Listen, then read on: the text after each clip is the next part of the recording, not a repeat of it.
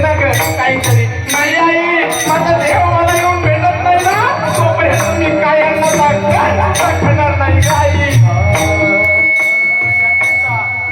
स्वतः पाहिजे भेटण्यासाठी. एक दिवस गेला, दुसरा दिवस गेला, देव अजून आलेला नाही. दुसरा दिवस गेला, विटेवर उभारायला गेला देव. आज उभा आहे पण व्याकुळ झालेला आहे.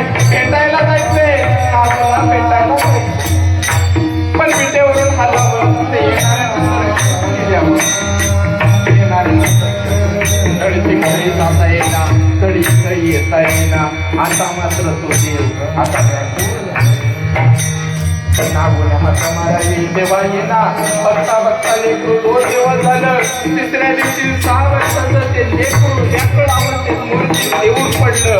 पण अन्नाचा घर सुद्धा खाल्लेला का मला यावं. आणि देवाला भेटायला येणारे वारकरी येत आहेत. त्याच्यामध्ये मगाशी सांगितलं गजराबाई आता देवाला भेटण्याकरता समोर गेलेले आहेत. बघतायत गेल्या आणि नतमस्तक झाल्या.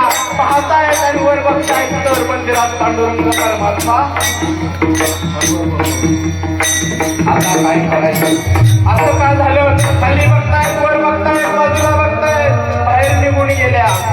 तिकडे व्याकुळ ते धावा चालू आहे. सावता महाराज म्हणतात अरे देवा पांडुरंगा तुला करुणा येईल का नाही रे देवा. माझ्या नाटू करता येणार रे देवा, माझ्या नाटू करता येणार देवा. कनवाळी कृपाळू रे तू एवढं जाणार. येणाऱ्याला दर्शन नाही देवा. महाराजांनी सांगितलं ऐका ऐका. गजराबाई त्याच्या समोर निघालेले ते वारकरी जे गर्विष्ठ होते ते वारकरी देव दिसताना देव दिसताना देव देवळात नाही देव देवळात नाही म्हणावं तर आज वाटतं देवाने यांना दर्शन झालेलं नाही. रामदेव महाराज ज्ञानोबाच्या मंदिराच्या दिशेने आले. दोघंही मंदिराच्या दिशेने देवाची लीला नाही. दोघंही मंदिराच्या दिशेने आले.